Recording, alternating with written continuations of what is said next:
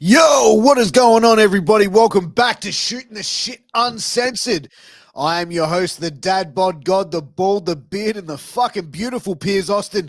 And once again, I'm joined by that OG, the original gangster, the original greaser, the man with the three largest legs in professional wrestling, the one, the only, the Australian motherfucking legend, Robbie Zucco. You! It's good to see you, Piers. How are you? I'm good, brother. It's always good to, get together with you, have a chat, and also have a chat with an amazing guest. You and I have had some amazing conversations on this podcast. I really appreciate having you on, and also having you on with some people that you've known over your journey as well, so we can have some great conversations, which we have had, which we're going to have tonight.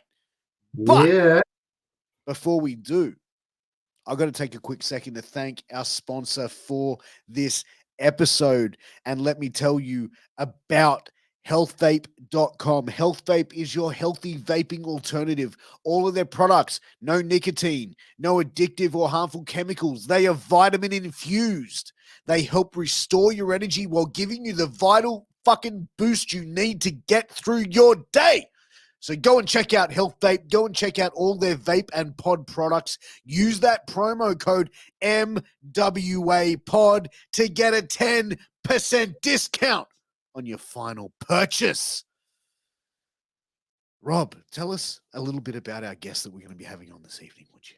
Well, our next guest is someone I haven't seen for 17 years.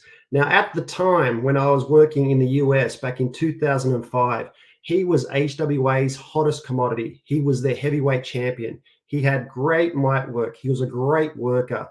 He was a hell of a guy. I had the honor to work with him on a few occasions, and I'm excited to hear about his story tonight. And we're going to get into that. So wherever you are finding us, please, if you finding us on YouTube, like, share, subscribe, leave us a comment, all that good shit. It helps us, it helps our channel, helps us take it to the next level. So make sure you tap that little red button and tap in. And if you're listening on a podcast platform, make sure you leave me a 5-star review, because it helps us bring more amazing conversations with more amazing people to more amazing people. So make sure you do that shit. It helps us out. We appreciate it. But let's get into our conversation with Rory motherfucking Fox. Yeah.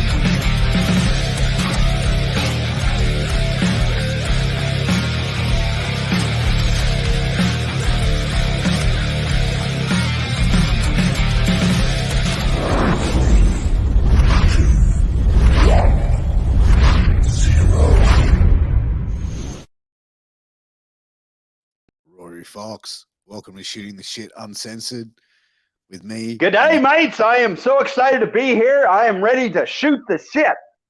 Yeah. Good day, Rory. Oh, God, you're looking good, man. Look at you. All buffed up. I'm trying, man, just like you. Yeah. Still plotting along, still working away. It's a good thing. Yeah, as long as Matt Cardona stays on the indies, I'm going to keep trying to beat him up. Rory, Robbie came to me and said, "Hey, let's get Rory on the show. He's a great guy. Was an amazing worker when he had the opportunity to work with you over in the US. Rory, when did you break into the business? When did you start breaking into the game?" I went to Les Thatcher's training school in Cincinnati in the summer of 1998. I got there the weekend of SummerSlam that year. So yeah, it was 98, and I made my debut in May of 99 And like, so training with Les Thatcher, who's probably got like, yeah, he's a legend in the industry, really. Like, he's trained some amazing people. Like, what was it like, first going in there and meeting Les? Like, was there like was it intimidating for you to some degree, or did you go in there with like a certain level of like, a high level of confidence?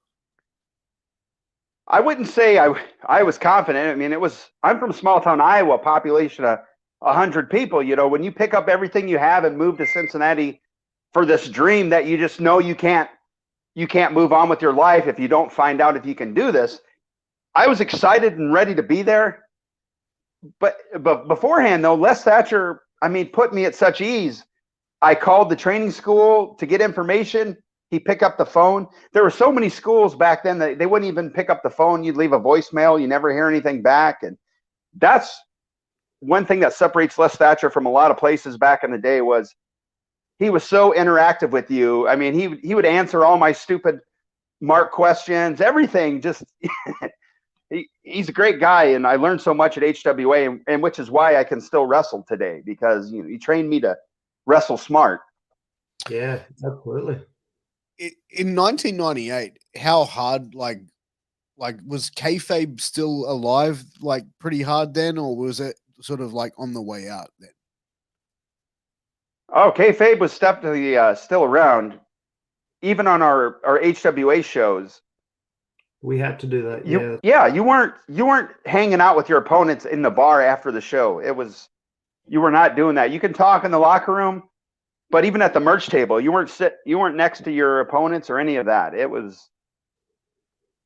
We're not encouraging you. We don't want to give you more of we know we don't want to beat you over the head with it that it's a predetermined show. We tried to make you fall into the moment and get caught up in it. So yeah, kayfabe was definitely still there. And then sometimes Les would teach us some carny. I remember the first time I heard that, it was just he went on and on and on. I'm like, huh. And then later on, it's like, oh wait, that's where Snoop Dogg got all that. For shiznit. But did you find it like when you came in, as far as like, because you hear stories of like how it was in the 80s where guys were like sort of beaten down, like when they first came in, and just sort of worn out to see if how bad do you really want this, and not getting really smartened up to what like the business actually was until they've had like their first or second match. But like for you coming in 98, was it different from that, or was it still very much similar to like it was in that 80s time period? Not so much like the 80s. You saw everything at training, but I can tell you it was a different world when I was training at HWA and I did security. I didn't go in the locker room. I helped set up the ring. Yeah. And we stayed out in the ringside area until the show started, and you'd take the jackets to the back, but if you're not on the show, you're not in the locker room. Like when I'd see badass dudes like Bull Payne on the show, I wasn't shooting the shit with Bull Payne in the locker room. I stayed away from that dude. He was, oh my God, he looked like a crazy monster. So until I got on shows, I was not hanging out in the locker room other than to give the boys their entrance gear.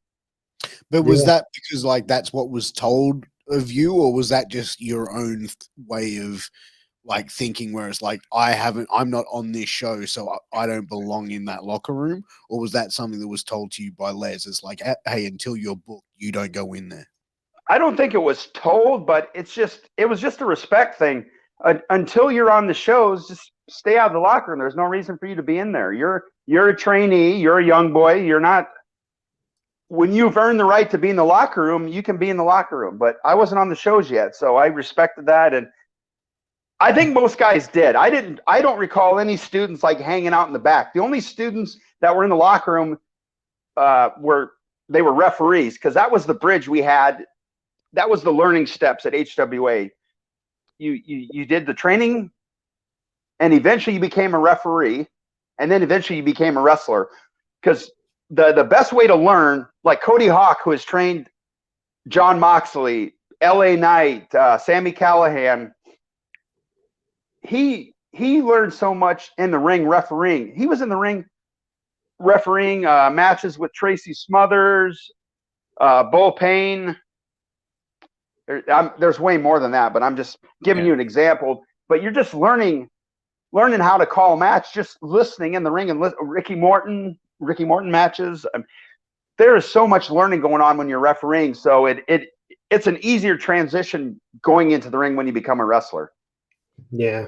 So it's basically an unwritten rule about people coming back in the locker room. You know what I mean? It's just something that's been passed on. So you just pretty much find out once you start training and you see what everyone else is doing. So it's yeah. But like, how long did it take you, like, once you started training, in '98, to then start, actually performing on shows and actually wrestling? Yeah, I'm not sure if you realize this, but my debut match was on MTV, True Life, I Want to Be a Pro Wrestler. So that's a big reason when I debuted. So I started training in '98, August of '98, and I made my debut in May of '99 because MTV was in the area and they were wanting to film a documentary on a wrestler having his first match, a current wrestler in WWE chasing his first title, which was Triple H, and a wrestler at the end of his career was Tony Atlas. And the kid from Chicago they brought in to do the show, he ended up being a crackhead. He went to like 3 training sessions and went to rehab. And MTV's like, oh, we got to save this show. We need to insert someone else in to continue the story. And they went around the room there and just interviewed all the trainees and wrestlers and what's going on and all that. And they just liked my story, being from a town of 100 people.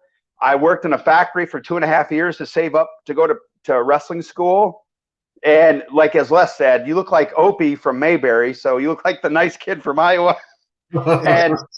and MTV was going to film the match in May, so that's like, you got wrestling boots? Yes, I do. All right, well, we're going to go with you. Great.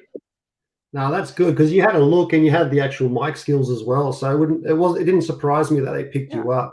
So and I would like to say I did have a look, but I was also 22 years old. I see this mistake today. I just don't understand it. I don't understand why all these wrestlers want to start wrestling right at 18. You need to build a foundation first. When you start to look, I think you should look the part first before you get into wrestling. Not, I'm going to get trained and then I'll work on my physique. No, you need to have a solid foundation. Because if you come in at 18 and you just get beat the shit out of you because you're the skinny kid on the shows for years, how does that benefit you compared to coming in at 22 and being treated seriously in the ring because you look the part? And that was one thing I just have noticed over the years. And I noticed in previous generations, if you started when you're 18, you're the job guy. You're the guy getting beat up all the time. But if you come in already with a foundation, I think it benefits you.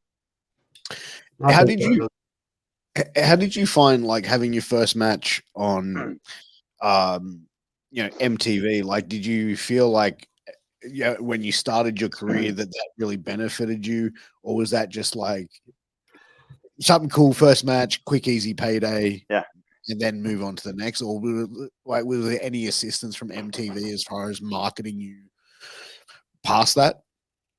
Oh, it absolutely benefited me. I don't know, in the history of the business, I don't know how many wrestlers had their first match and it was on MTV.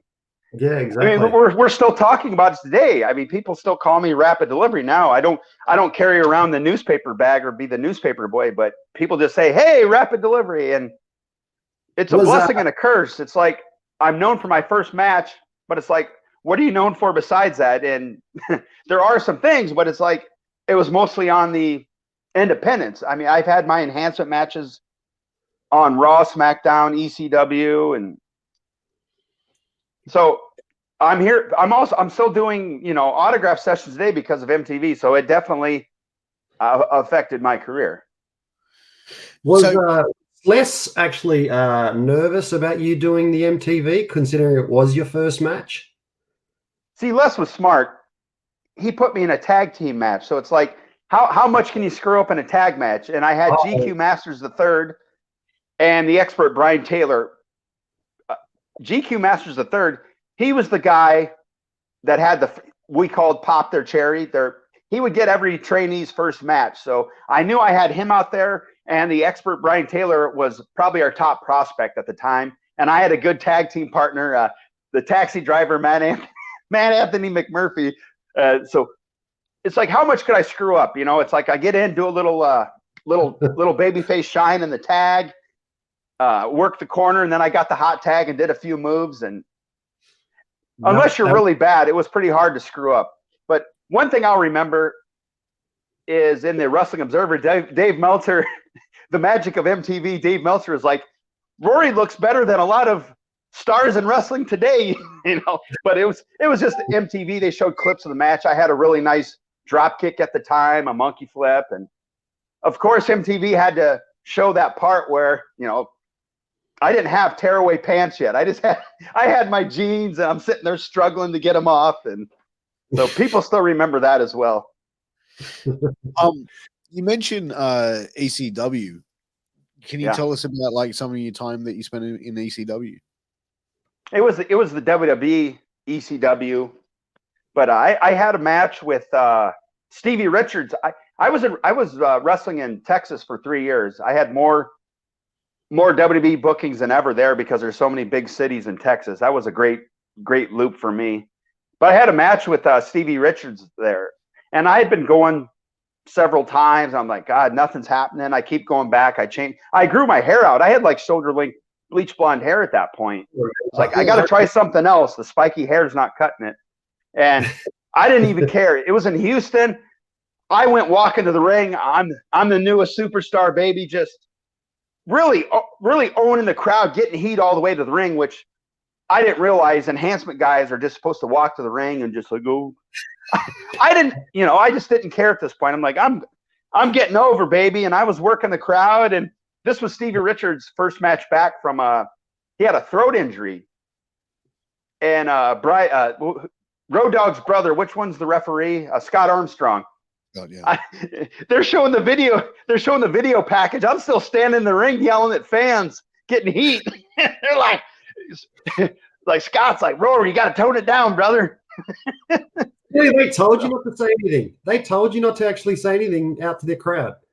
Yeah, because that video package was airing on ECW at the time on Sci-Fi Network. And because, it's not about me. It's about the return of Stevie Richards. And, I'm a indie carny guy. I'm trying to get my heat, and impress the office. But little do I know, it's like, you're just in the ring to sell and bump and get him over. It's not about you at all. And I was like, I don't know if I'd be back again. So I was just like, I just want to come out and get some heat. But that's what you do in a dark match. I never got the dark match. It was always these short TV matches. It's like, how can I show you what I can do? With John Laurinaitis there, it's like, he only talks to you if you're like 6'3", and it's like, well, I can't get over with him there. I want to get over in the ring, but that's what I did. And in my mind, I still want to believe when Richards came out to the ring, he got an extra pop because I kept healing on the crowd. That's my story, and I'm sticking to it. Damn it. But was there ever any talk of you getting a contract? Like they brought you in for these enhancement matches. Yeah. Is it just because you were like local and you had good relationships with some of these people, or was there genuine interest in wanting to bring you in and sign you, do you think? No, it was one of those where whoever was in charge of talent relations at the time or booking extra talent, they knew me from MTV, but they also liked me, and they knew I was from Les Thatcher School, so I was a solid, good hand that could do whatever they needed done at the time. I was just someone's on here. I was just that good hand. I wasn't what WWE was looking for. They unless you're out of this world like a Chris Benoit, Eddie Guerrero, Chris Jericho, there's not high demand for 5'9" wrestlers. Now, Bryan Danielson broke through, and Spanky, some of the other guys trained by Shawn Michaels, but you had to be extra, extra special or have some amazing gimmick that made you stood out, which by the time I thought of the gimmick, it was kind of too late. So, but I always had steady work in Texas with enhancement, extra talent. So I had that going for me. They could rely on me to be a security, a wrestler, a medic, an ambulance driver, whatever they needed. I could do that. Yeah. What were some of your favorite matches at doing the enhancement talent work? Oh, that one will always be wrestling a Haku in Minneapolis, Minnesota, at the Target Center in front of 18,000 people. Wow, that's fantastic. The That's same night. This is when Jesse the Body Ventura was the governor, and he actually went to the ring with two of the newest prospects that were really going to be something. For the night, he managed Shelton Benjamin and Brock Lesnar in a tag team match. The Minnesota Wrecking Crew. Yes. How good's that? And Jesse was smoking the cigar backstage. It was great. Well, this was the Attitude Era. Yeah, no, I remember you also too had a tryout too at OVW. Do you remember that? You wrestled Matt Morgan. Yeah, but that was the thing though. That was thanks to you, Rob. You kept, remember, you guys were going down to OVW, and I was like, hey, can I ride with you? Yeah, that's right. You guys came down. We went to go have a look, and they pulled you out of thin air, and they said, look, that's the guy that he's a HWA champion. Get him on. So it's great. And that was because of you guys. I was just riding down there because I was always like, if I'm not invited to be there, I don't want to go. But I was like, what do I have to lose? You know, I might as well just go down there. And hey, they were having that production meeting before the show, and Simon Dean, before he was Simon Dean on ECW? Nova. Yeah, Nova was like, hey guys, whatever, da-da-da. Oh, hey, there's Rory Fox. Did you bring your wrestling boots? I said, absolutely. And me and one of their guys, we did a handicap match with Matt Morgan on OVW. It's out there somewhere. Yeah, I remember that. That was fun. That was real fun. But here's what's so weird, Rob. Nova used me for that night, but I used to call him over and over in the office when he was in talent relations, and he never had anything for me. Wow. But I was good enough to put over OVW guys that night. But it's like I was never. Every other guy that was in talent relations during that time, I could get booked. Oh my God, Tommy Dreamer booked me all the time, but for some reason Nova would not book me, and I don't know what it is. And maybe someday I'll ask him about it, but it just, I don't know. Maybe he didn't think I was any good. I don't know, but he would always give me the runaround. I could never understand that. Do you think because like HWA was like they were a developmental for WWE as well? Yeah.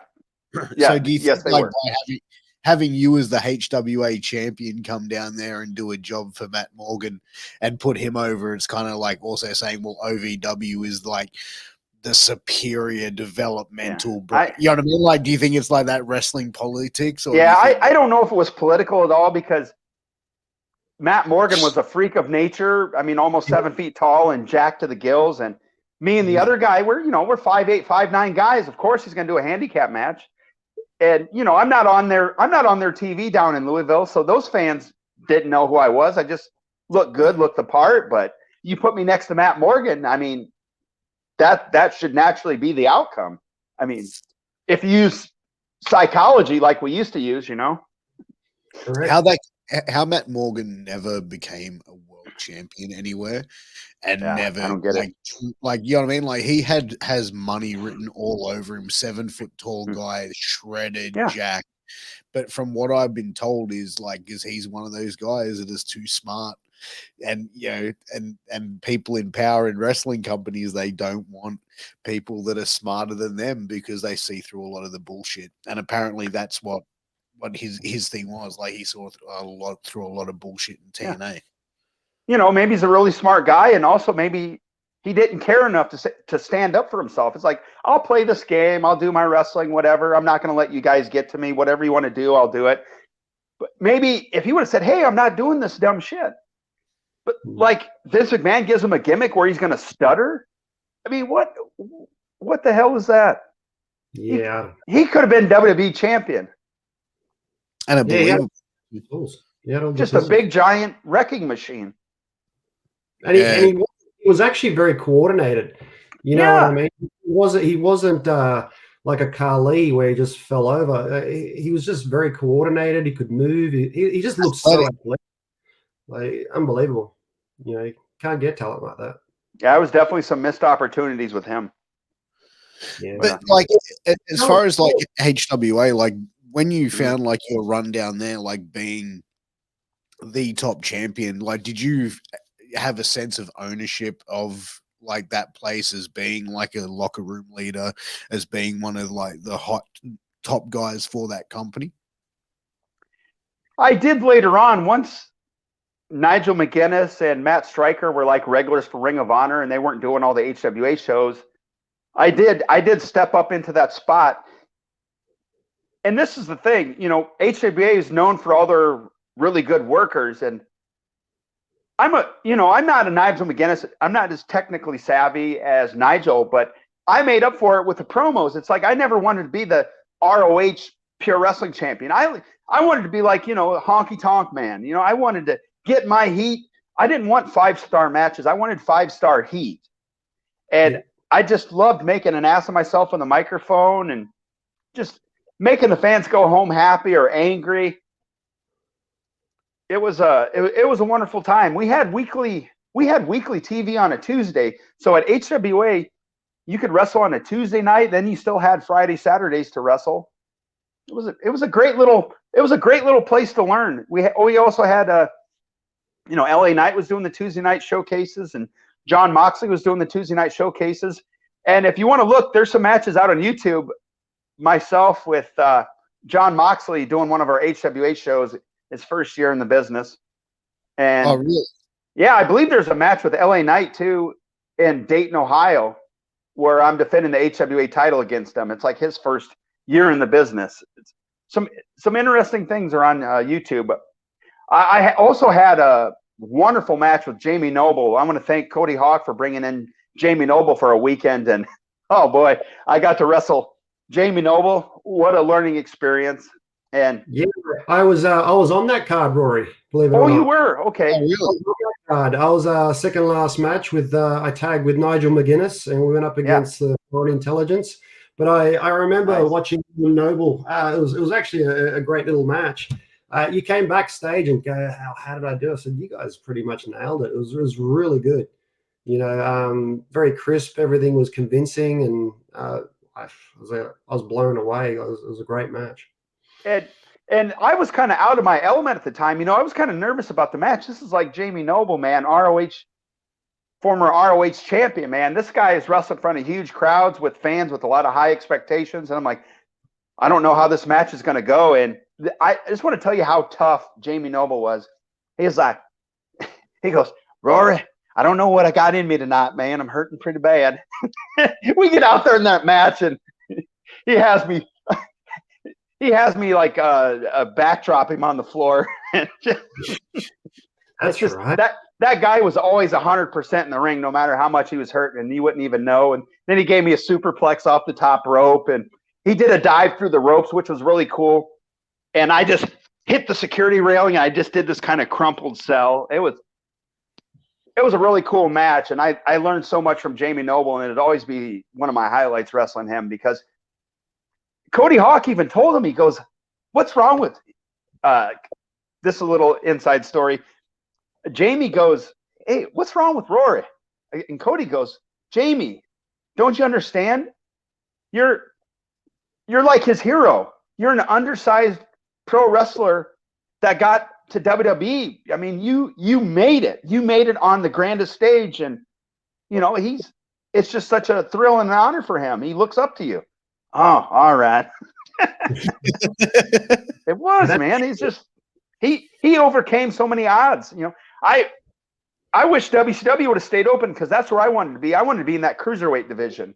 And you know, Noble got to do that, and he was so talented, he was able to overcome that into WWE and becoming a star. That trailer park gimmick of his was so damn good. Oh, and it was over as well. It was. Especially Oh yeah, that's great. Like, that was awesome. It's such a great gimmick. Like, mm-hmm.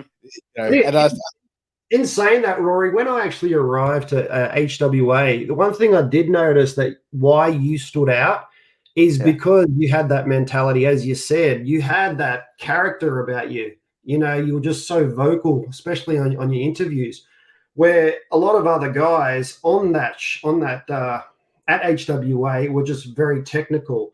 They knew how to move around the ring. They knew how to work very well. But that's what I think separated you from the rest at that time when I arrived. But Yeah, it was just good to see, someone that had that old school mentality. I referred to you as like someone like a Bob Backlund, but much more charismatic when it came to that type of stuff. Especially in the interviews. You weren't scared to yell on the mic and tell people where to go. It was really fantastic. Well, it's because my influence, once I got into the business, my influence was, of course, like your Ric Flair, Tully Blanchard, franchise Shane Douglas. Those were like the guys I tried to emulate, a little hybrid of all of them. And if you notice back in the day as well, when I had promos, I always dressed like a star. I had the slacks, I had the collared shirt, the sunglasses, the spray tan, the hair always looked perfect. So yeah. I maximized my minutes. And what the crowd saw, they believed. It's like Johnny Valentine said, I can't make you believe wrestling's real, but you can believe I'm real. As soon as I showed up at the building, if I saw some fans outside, I was an asshole to them immediately. And I carried that over to Texas. So I always had heat.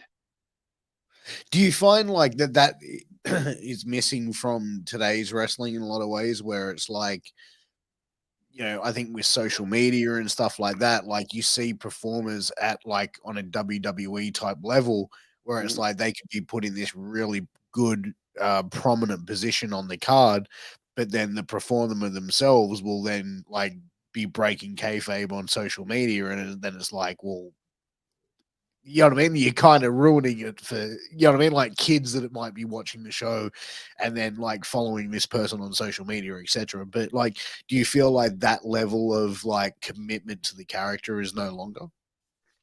I don't know if it's so much at WWE, but I noticed it on some independent shows. Like one promotion, I was their champion and I'm kind of injured right now. So I had to forfeit the title.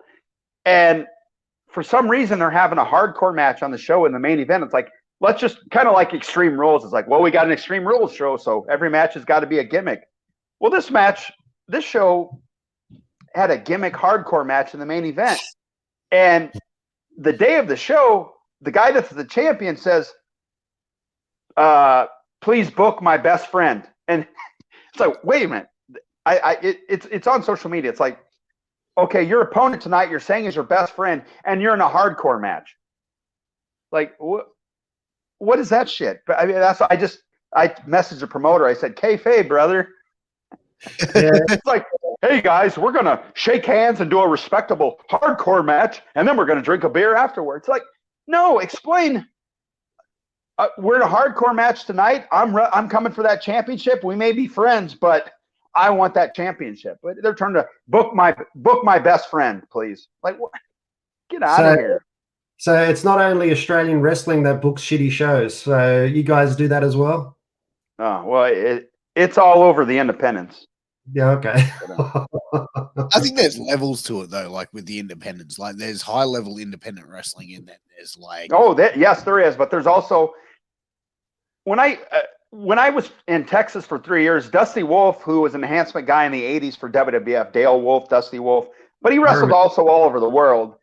And he said it back in the early to mid 2000s that you got these training schools on every corner now, and it's come to fruition now. There's way too many promotions and way too many fans that look like they should be buying a ticket or on the shows, and that's a big problem today.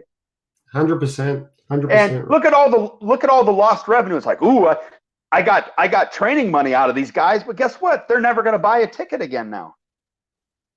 Yeah. I was going to say to you, Rory, after HWA, at what year and where did you go? Was it straight to Texas, or did you go somewhere prior? No.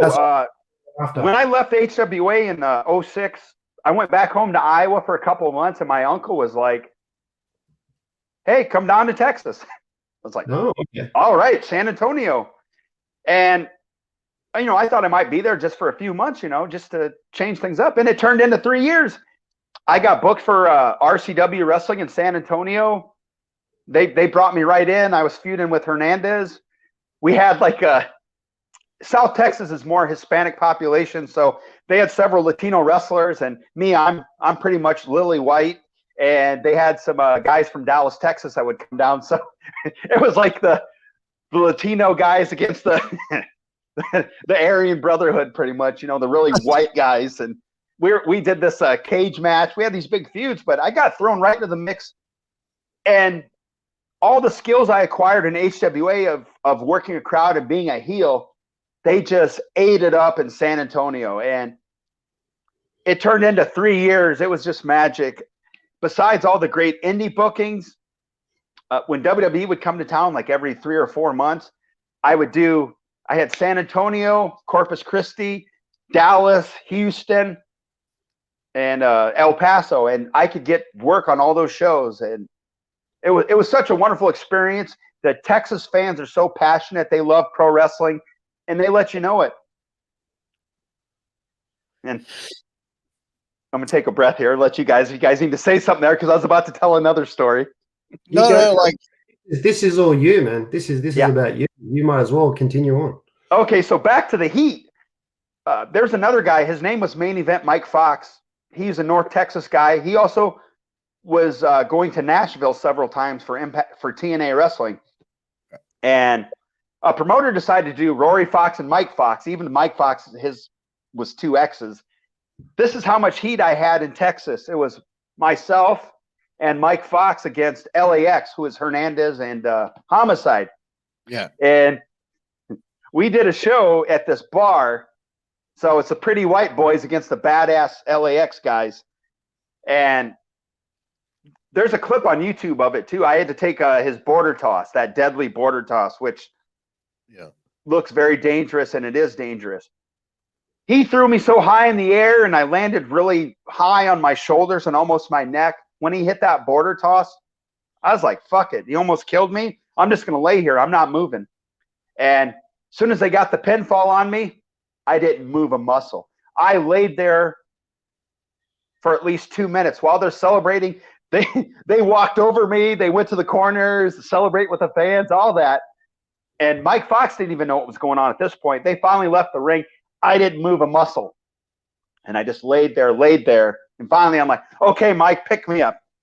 And as he picks me up off the ground, I'm just totally out of it. He's carrying me to the back. And the fans not only were not concerned about my well-being after it looking like I got border toss on my neck, they still took the time to throw beer and cups of ice at me after it looked like I got killed in the ring. That was like a standing ovation to me. So I was going to say, so you managed to work everyone with that. So that wasn't a shoot. No, I'm like, if you're going to be reckless with me in the ring, I'm going to sell it. I'm not getting right up. Okay, I'll show you guys. I'm going to do a backflip in the ring to show you I'm okay. No. Is that where like the heat between you and Hernandez? Because I did like read something that you did have some choice words to say about Hernandez, like for being reckless in the ring. Can you touch on that? Yeah, I got pretty nasty on some podcasts, but yeah, I really looked up to the guy. When I first went to Texas, we were really cool. He treated me great at RCW. And after getting border toss on my neck, like for the 3rd time, in different matches, it's just, I got upset about it. And he just seemed to not even give a damn. Like, I'm just fodder for him out there, and just whatever, you're just a piece of meat. I don't care. And it really hurt my feelings. So that's why I got so nasty with it. It's like, I thought we were cool and friends, which we probably weren't. We're just associates, and acquaintances. It just him just being reckless with me and not giving a shit, and like me telling him, I don't really want to take this move anymore, and getting kind of mad about it. And Hernandez had a few people like come out and get the shit. Yeah, Doug Williams. Look at Doug Williams. Yeah. What happened? Yeah, I must have missed that. What happened? He just threw him.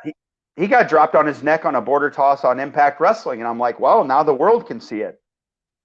Wow, and that's crazy. Yeah, Hernandez may be a good guy now, but it's festered for a long time. Maybe we could talk it out one day, but I don't know. I just still don't think he likes me because of because of another interaction we had at one of those shows where I just went to visit, and he shoved me down and told me to get the F out of there and like, come on, motherfucker, let's fight right now. And I was like, whoa, I was just here to see ODB. You know, she's from Minnesota, and I did some shows with her for Steel Domain in Minnesota, and he right in front of the boys, he's wanting to fight me. You know, he's 300 pounds and jacked, and I just was there to see some of the boys, and he told me to get the hell out of here. And the locker room was outside. It wasn't even like I went into their building uninvited. I was just out in the backyard of this building there hanging out, and like, what are you doing here? And like, wow. And even Rudy Boy Gonzalez once said, hey, I thought Rory was your friend. That was last year. Like, okay. Wow. Did any of the other wrestlers like jump in and say, no, motherfucker? Like, oh, absolutely not. They were all scared to death of him. Hernandez was the top guy in Texas. You know, it's like, if you stick with him, maybe he'll get you a booking at TNA Wrestling. But I thought for sure LEX were going to go to WWE as well. So everyone wanted to stay on Hernandez's good graces because he was the ticket out of Texas. So, but no one would speak up. I mean, they may have felt bad, but no one would dare say a word to Hernandez. I mean, he's a scary dude. I'm still scared of him. I don't know what would happen if we saw each other. So there was no like thought in your mind like that you were going to like throw hands with him at that show, like go, all right, motherfucker, like let's go. In hindsight, I wish I would have now, because I just got shoved down and they wouldn't even let me have my phone back. They just made me leave. Security made me leave, and I left with even out my cell phone. But I don't know. I just did not expect there to be a confrontation where he wanted to fight right there. It's like it just intimidated me. I was just so caught off guard by it, and like, but like I was scared. In that situation, like, you know, you said you went off on a podcast about him. Like, Yeah. did you not expect him to like get his neck out of joint about it? Like, or were you expecting him to be like, hey man, like, why don't you come and talk to me, blah blah blah? Like, were you expecting like a different reaction from him from that? Yeah. They had their little monitors. They were watching the show back there, and he kind of saw me out the corner of his eye, and we kind of made eye contact and thinking, and it had been like 6 months since what happened was I was doing one of his shows, and there was also another promotion that was treating me great. And he said, well, we're pushing you on our shows and as a featured tag team right now. You can't go do their show. I'm like, but they booked me first and they treat me really well. And he's like, no, you're doing our show. And I go, I'm not no-showing their show. And he goes, you can no-show. If our promotion closes, I'm sure they'll still bring you back. I'm like, no, I'm not doing that. And then after that, I was like dead to him. He wanted nothing to do with me. And then 6 months later, I just go visit at that show, and he kind of looked at me and then kept watching the monitor. But as soon as intermission, that's when he came over and like, what the fuck are you doing here? Get out of here. And, you know. And was that the last interaction that you had with him, or was there more after that? No, that was the last time I had talked to him in person, face to face. Yes, but yeah, we exchanged some private messages, you know, about some tweets. I don't know, the last year or so, because I was worried. You know, I was doing Talking Shop-A-Mania with the Good Brothers. Have you guys familiar with any of that? The on Fight TV Talking Shop-A-Mania. Those they did. Was it 2 shows? Yeah. With, anyway, he's friends with Gallows, so I thought, oh shit. He might be at Talking Shop-A-Mania. I don't want it to be weird. And I just said, you know, hey, I don't want any problems. You know, we may see each other at Talking Shop-A-Mania. And he just said, you know, I don't think about you. That was a long time ago. I've moved way past that since then. And he just kind of called me a clown and stuff and whatever, you know. So. But do you feel like that could have almost easily re-triggered the feud? Like, yeah. Going, you know, like certain personalities in wrestling where like some wrestlers are like fucking can get really hot. Mm-hmm. Yeah. And that's the thing. We could probably have a match. I mean, when there's real heat, it really adds to it. I just can guarantee you, though, if we had a match now, I could totally be business. We don't have to be friends. We could have a match, but I am not 100%. Like that Macho Man meme, 1,000,000% would never take the border toss from him. you better find another way to pin me. It's not going to be a border toss. I will never do that move again. I can guarantee you that, because I still feel it in my neck to this day here in 2022. Wow. And you're still wrestling away now, Rory?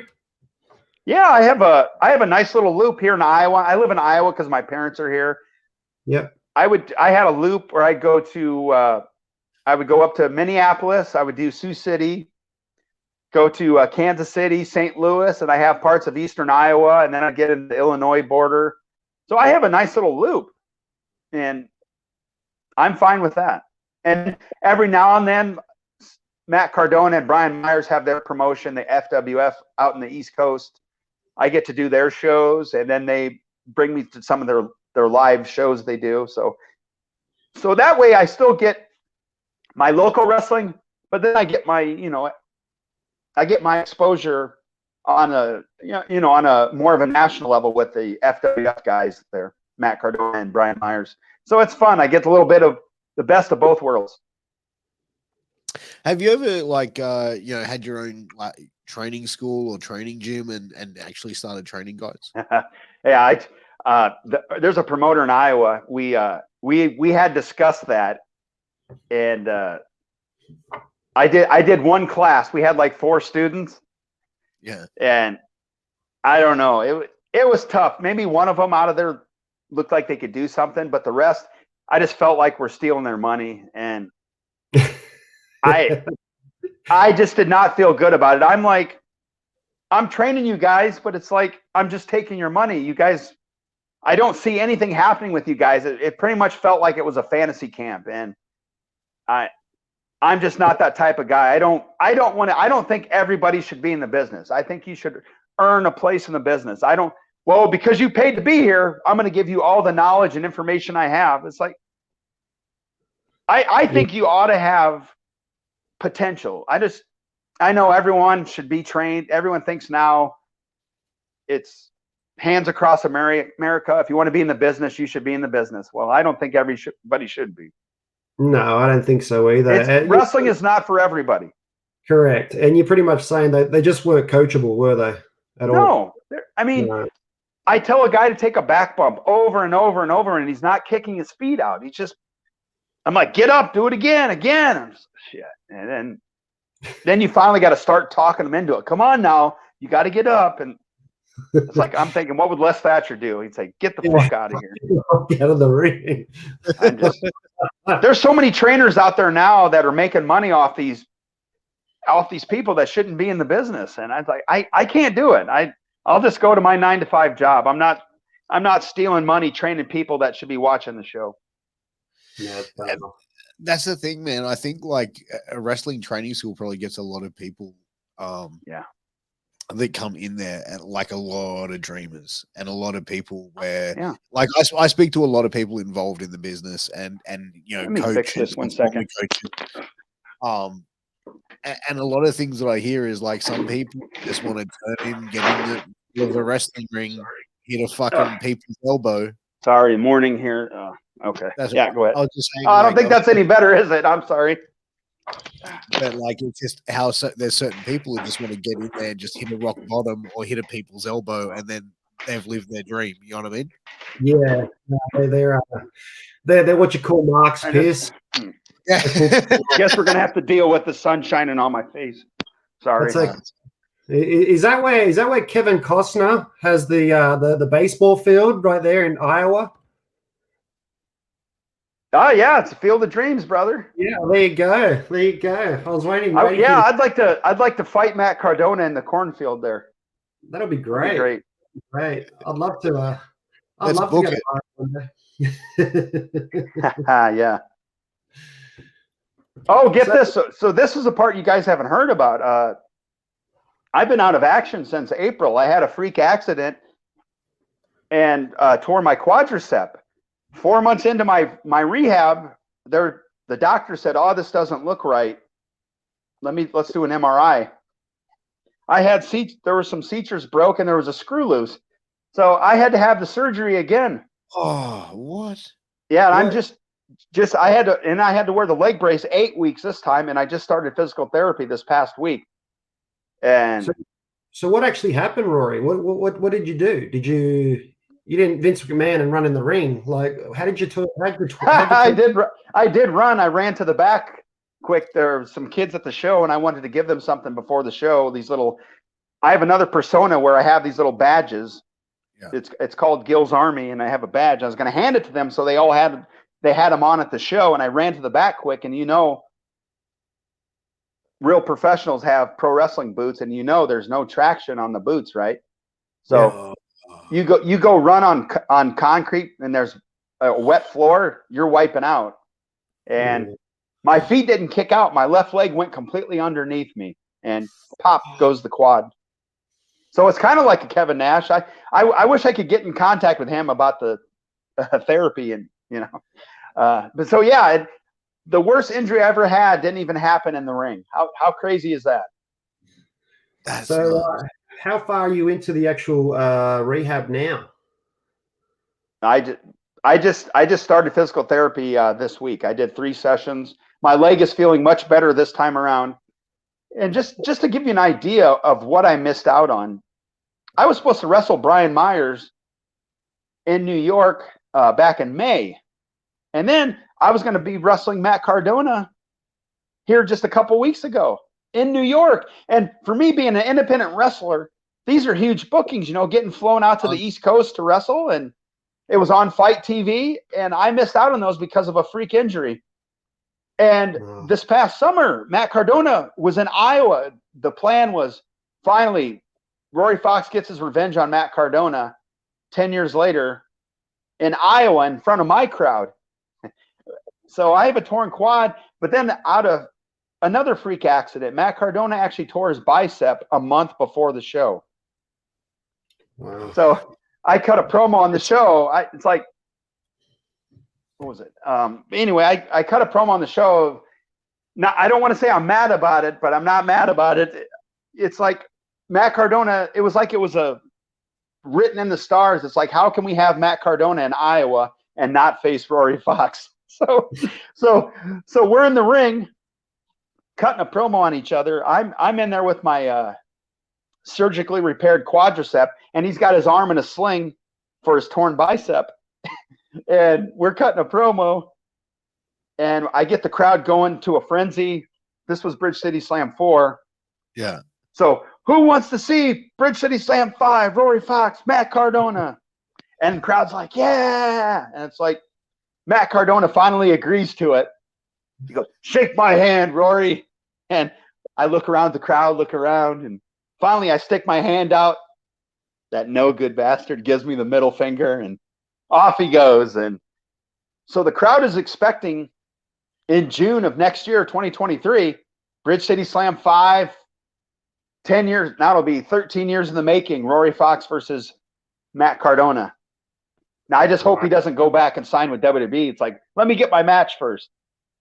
He's one guy who has really left WWE, I feel like, and I feel like the other person who's probably had the same impact after leaving WWE was probably Cody Rhodes, who then went, you know what, you didn't think I was a main event talent. Now I'm going to go out there. I'm going to work everywhere. I'm going to go and show that I can be like a versatile performer.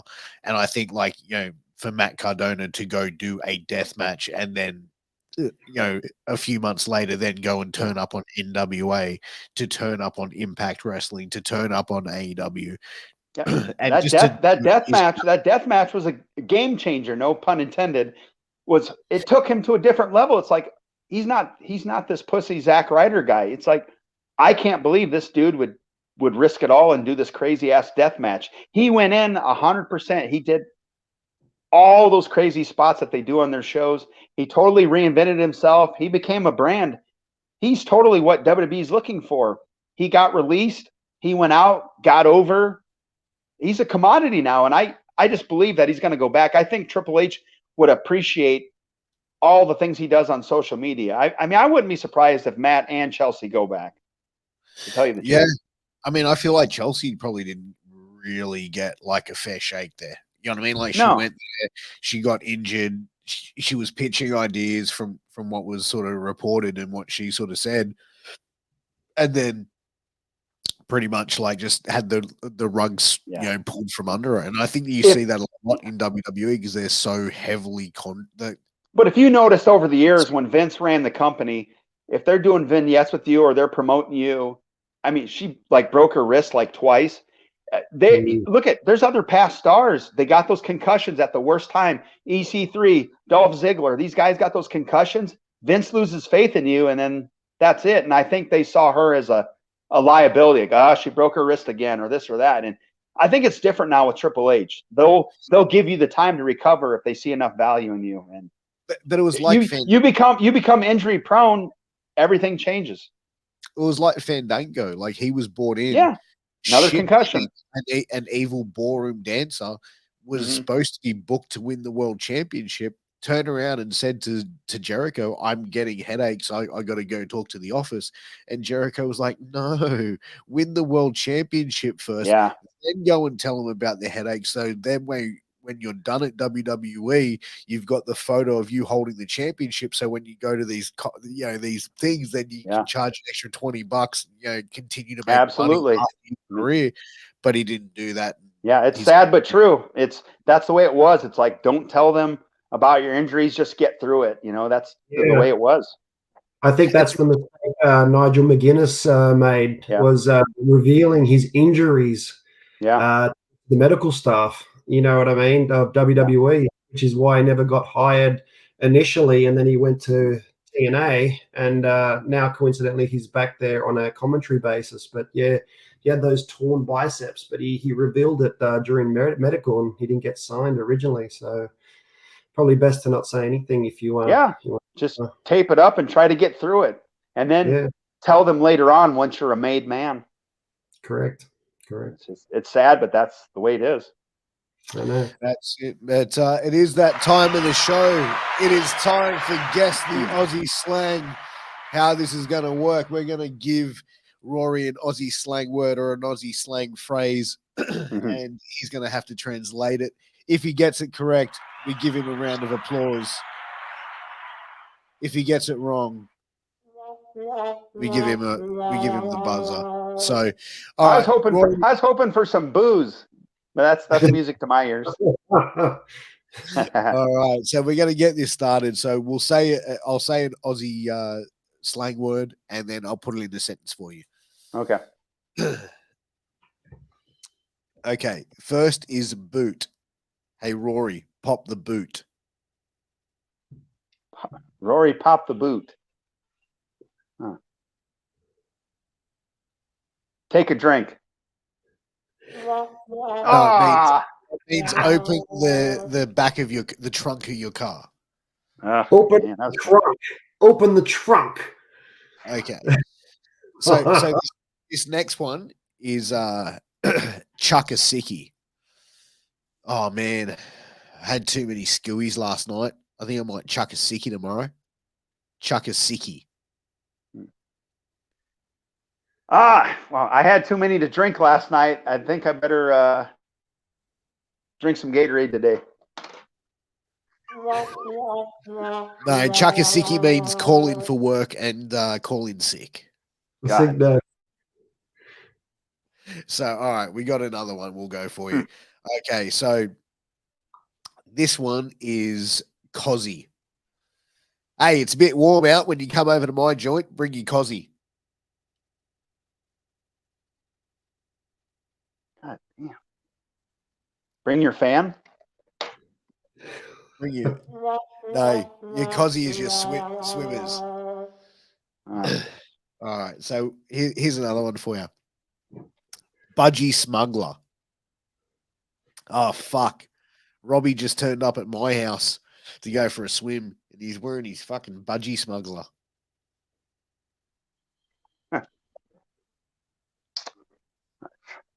What was that again? Budgie smuggler. Robbie has turned up at my house for a swim, and he's wearing a budgie smuggler. Oh, he's wearing a Speedo. Yeah. Hey. All right. Now, here's another one. Would you like a cup of cordial, mate?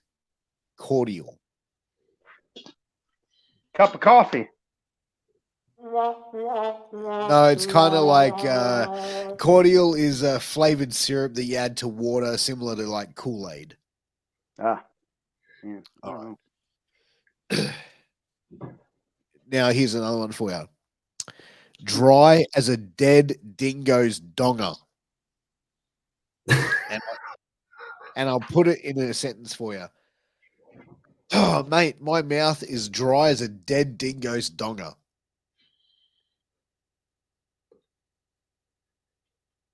This is brutal. I'm thirsty. Yeah. All right. So this will be the last one, and this is going to be a multiple choice. All right. So it's going to be a little bit blue. Okay. So, all right. So it starts off. The words are going to be Franger, old fella, Sheila, root. And I'll put it all in a sentence for you. Okay. Hey, fellas. Has either one of you got a spare Franger from the old fella? I just picked up this Sheila, and I think she's pretty keen for a root, eh? Hey, mate, you got any money? I need to pay for this hotel room so I can go take care of this Sheila. No, so in English, condom. Yeah. So in English, what I said was, "Hey, do you have a spare condom for my penis?" Yeah. Okay, so I got that one. So play the other one. I want the applaud. There we go. That has been Guess the Aussie Slang with Rory fucking Fox. Rory, thank you so much for coming on the show. I feel like I want to get one other thing. I want to get that pop in there again. I want that applause. Sure, Rob, since we became friends again, I've watched what you're doing on Facebook. I'm loving the Happy Days, man. So let's film that Happy Days video again. I got my comb. You'd be great. Yeah. I got my sunglasses. I got my leather jacket. I want to join the rock and roll wrestling. You should do it for sure. We'd love to have you here one day. When you come out one day, we'll try and get you booked. Yeah. You planning on coming out? Hey, you cover that airfare and I'll wrestle all over. All right. Yeah, right. Hey, I'll come out with Broski, Matt Cardona in March. How about that? That'd be great. That'd be cool. Where can everyone find you on social media, Rory, and get some merch? Oh, absolutely. ProWrestlingTees.com/RoryFox11. I got tons of t-shirts on there. I'm on Instagram, RoryFox11. I also have Twitter, RoryFox_. Come on over to the Pro Wrestling Tees store. I got all kinds of stuff on there. You can check me out on YouTube. Still doing all kinds of podcasts. I'm still around, man. Still around. There you go, guys. Go and follow Rory Fox. Also, make sure you go and follow my co-host, Mr. Robbie Zucco, on Instagram and also on Facebook. We appreciate you. If you tuning in on a podcast platform, please give us a 5-star review. It helps us take the show to another fucking level, people. And if you're listening on YouTube and tuning in, we just hit that 1,000 subscriber mark. We're gunning for 2,000. So tap that little red button and tap in. We appreciate you all, and we also appreciate Rory Fox. Thank you so much for giving us your time, Rory. We got to do a part 2 down the line, fellas. But until next time, we'll see you again very, very soon. Take care. All the best. Peace.